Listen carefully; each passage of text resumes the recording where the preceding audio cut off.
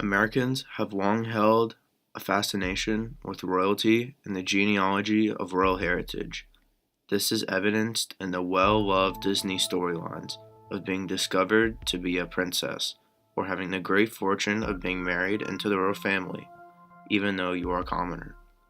Hollywood actresses have left their careers to become princesses, and the weddings, births, fashion, and travel of today's royal family in England is covered by the press as if they themselves were movie stars. Most royal families today do not have much political power in their countries, and they are mainly figureheads.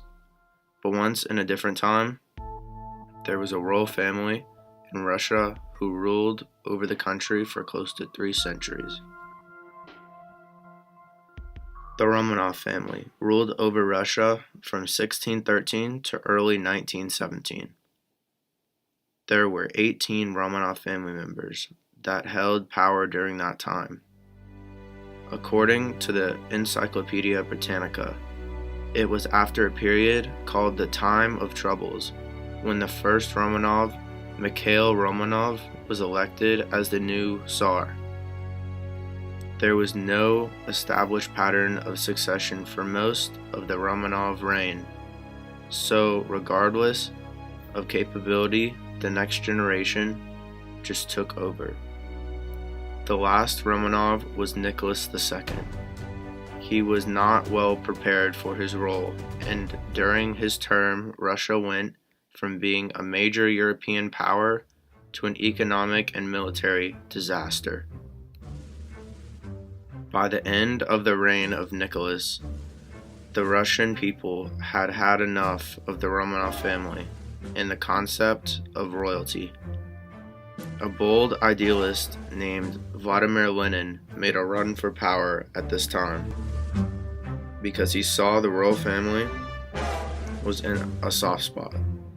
So he launched a revolution. The people that were part of the revolution were called Bolsheviks. This title will become very important in the future. Their motive was to drive the royal family out of power over Russia.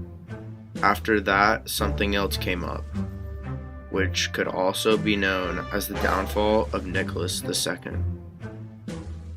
Bloody Sunday.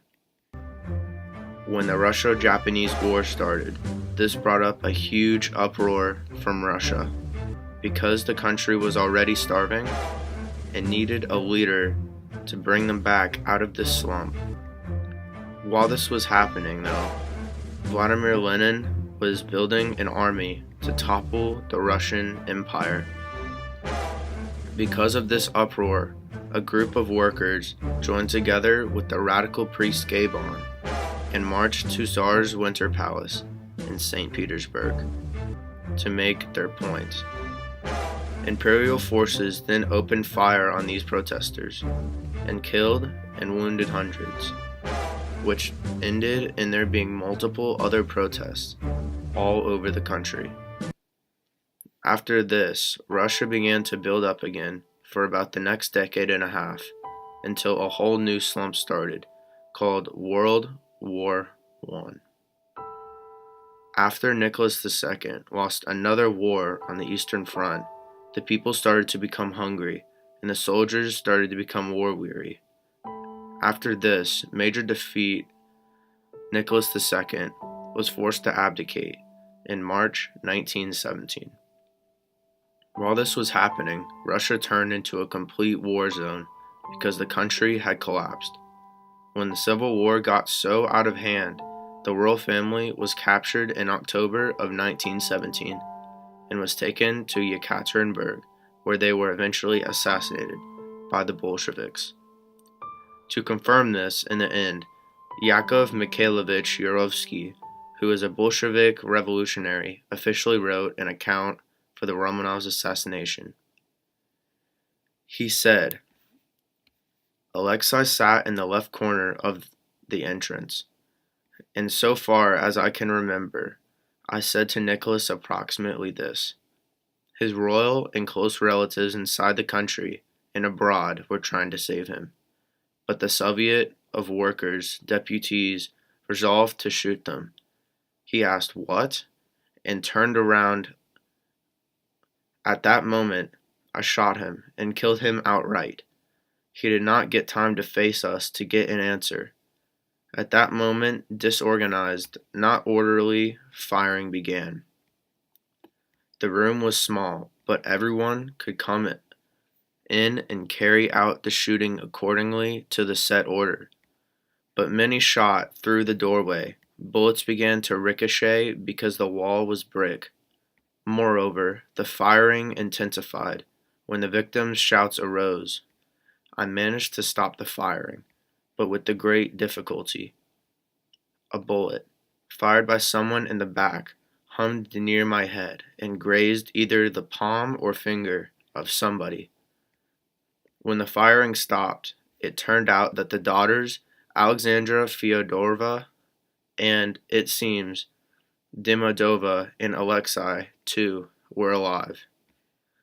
I think they had fallen from fear, or maybe intentionally, and so they were alive. Then we proceeded to finish the shooting. Alexei remained sitting petrified. I killed him. They shot the daughters, but did not kill them. Then Yermonok resorted to a bayonet, but that did not work either. Finally, they killed them by shooting them in the head. Only in the forest did I finally discover the real reason why it had not been so hard to kill the daughters and Alexandra Fyodorova. This evidence also helped me create my own insight. I believe at this point that the family was in fact killed by the Bolsheviks because of the diary of the executioner and the series of past events that led up to that one in the timeline. But wait, this could not be true because starting in 1920, 3 women stepped forward and claimed to be Anastasia, which may mean that the complete royal family was never killed in the first place. They all have different stories though, which will we go over in the next episode.